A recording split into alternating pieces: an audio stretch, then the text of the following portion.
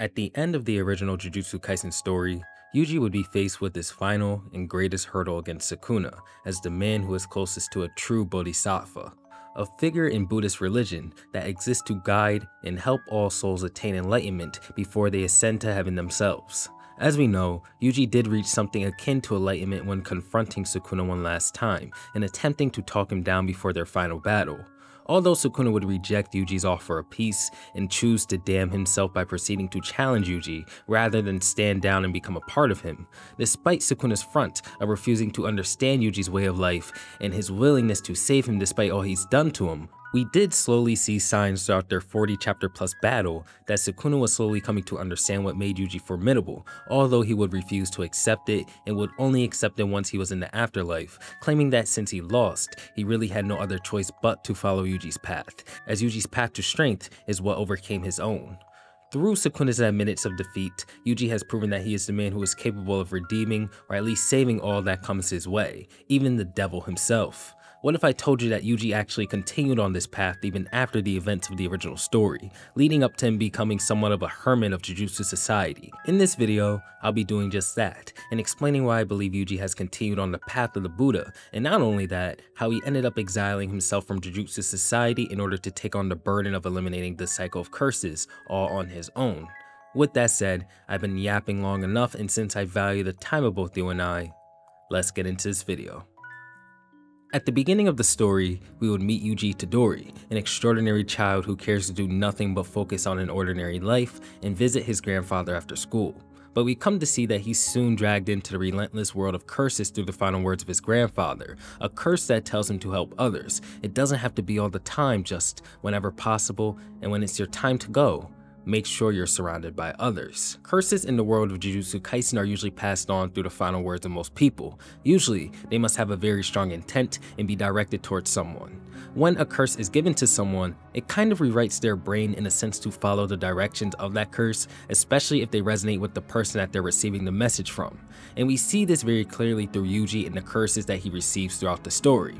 As we know, Yuji does come across multiple adversaries who combat his ideals of protecting all and allowing all to have a proper death, but one who pushes him to his brink is Mahito, a curse that represents the malice manifested by all of humanity itself. Mahito constantly challenges Yuji's ideals, as Yuji sees all life as something to be cherished, and Mahito, thanks to his nature as not only a curse but one who can see all souls of creatures, believes the exact opposite when it comes to humanity specifically. The shape of a human soul is the same as a plant and a mouse, so why do humans believe that they get to reign supreme in the world? Why do they rule it and act as if they're so above everything else and can trample all around them, including curses such as myself? Mahito ponders this the moment that he is born, and it leads to him toying with humanity and eradicating as many humans as he possibly can, all out of pure spite for both Yuji and humanity as a whole.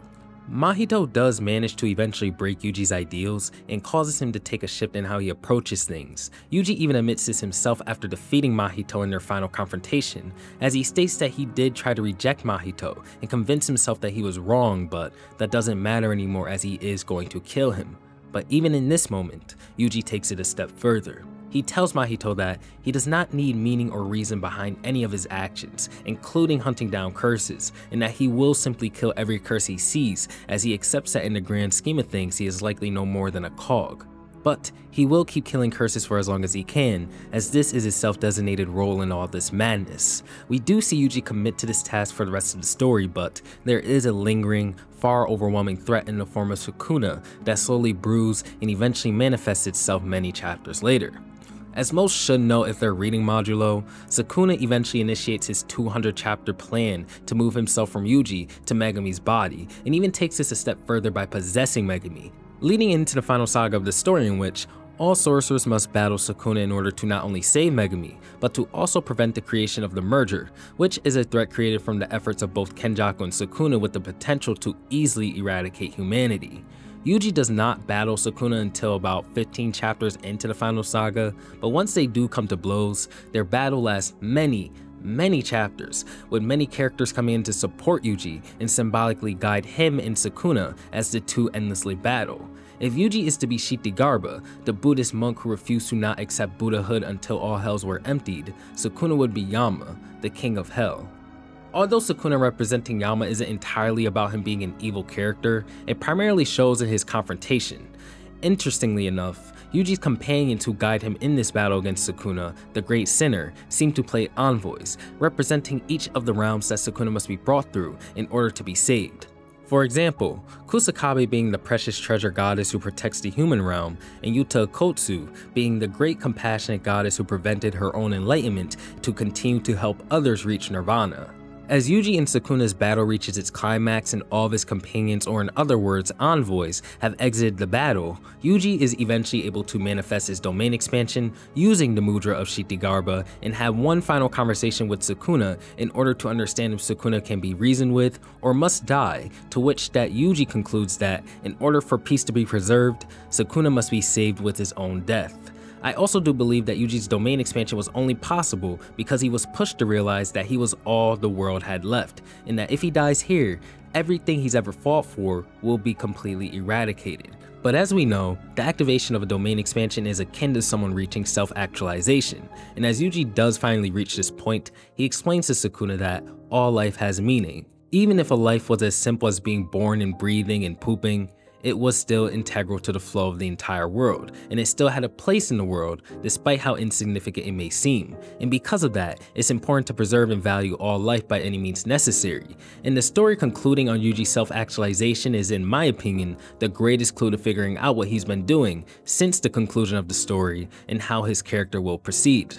Now, to move forward to the next phase of this video, I believe that in a foil to Kenjaku, his own father, Yuji has entered a path of self-exile in order to optimize the world through his own means and ideals. As we know, Yuji certainly has abandoned Jujutsu Society at some point, and the only thing we do know about him in Modulo, besides this, is the fact that he is actively hunting down curse users and curses. Unlike Kenjaku, Yuji will not cause madness and sacrifice innocence in order to create the best world that he can, but as he is supposed to be Kshitigarbha and cannot quote-unquote reach enlightenment without completely purifying all hells, I believe that Yuji is going to become someone who endlessly wanders the earth until he has eradicated all curses and by proxy, creating the next evolution in humanity. The evolution of humanity that would have been ideal in Yuki's world. It was once said by Kenjaku, as long as Yuji coexisted with Sukuna, he would remain the eye of the storm for the next era of curses. And although Sukuna is not present in the story, it does seem as if Yuji has remained the eye of the storm of the current era,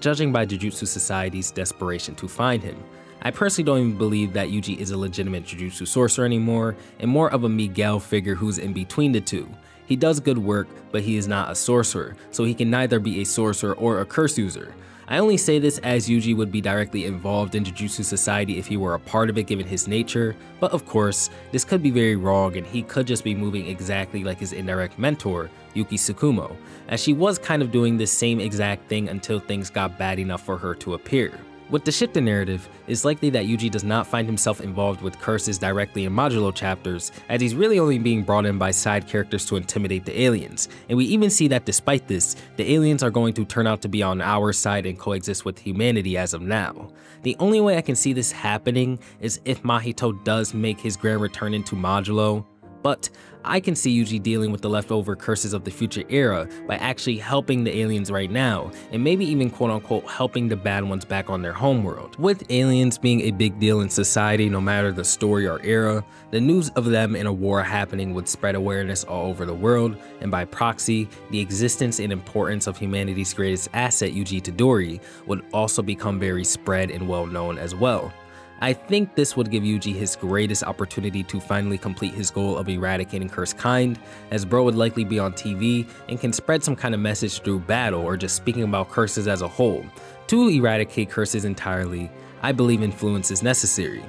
I believe that all of this conflict in Modulo could lead to the eradication of curses as a whole with Yuji at the forefront, but I kind of hope it doesn't happen, as I want Gege to milk this series and give us another story in this universe, even after Modulo, although Modulo does mean remainder in some kind of language, so I doubt that's gonna happen. With that said, I appreciate you guys for watching as usual, and I'll catch you on the next one. Peace out.